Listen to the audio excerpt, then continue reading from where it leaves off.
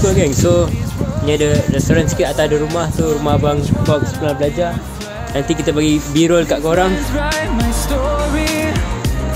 These places change me, each one replacing, like night into morning.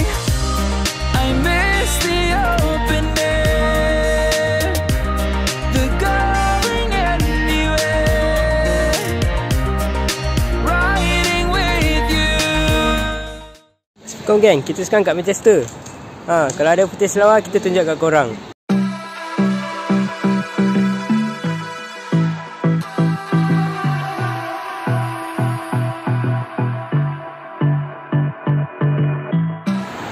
Alah, macam shit buat video bro nak ambil gambar.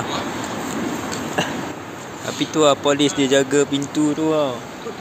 Nak masuk mega store. Hari ni Fox tak bawa beg, hari tu pergi bawa beg. Lama gila dia check, lepas dia marah Bobby pula. Nanti kita orang tunjuk Bobby tu apa. Dia tanya, what is this? Nanti korang tengok Bobby tu apa, korang nilai. Benda tu pada dia tanya atau tak, apa pun kita masuk dulu lah. Tengok untuk kali kedua. Harap ada barang murah. Peace out.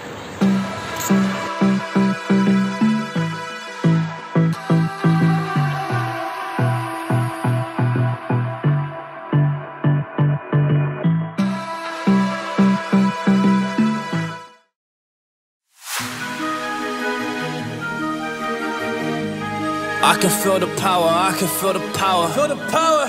Yeah, money that is time and hour. Yeah, well, I better activate the power.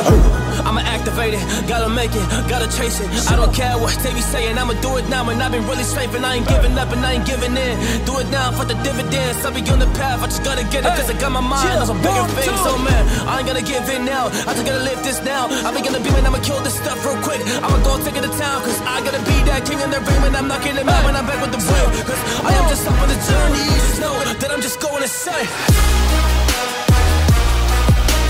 So gang, kita dekat Manchester City punya stadium lah.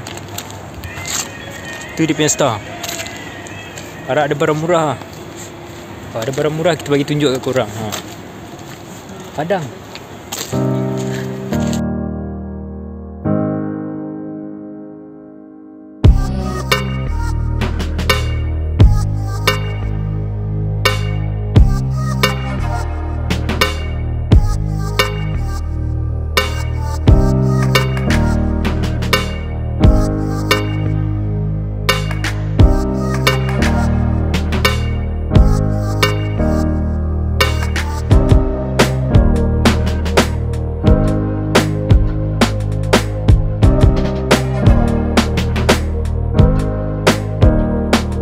So itulah topi saya ingat.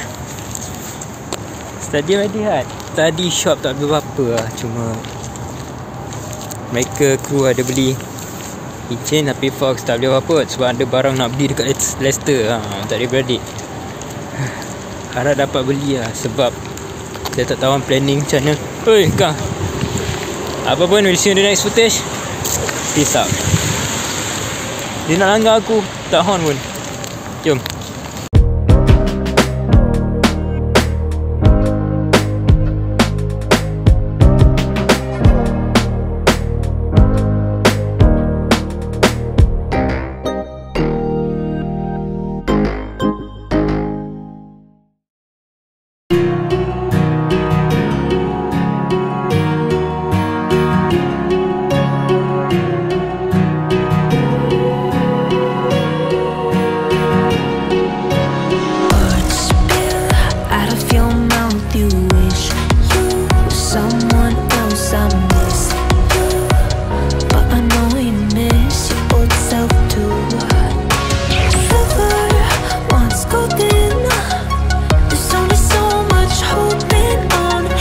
Geng,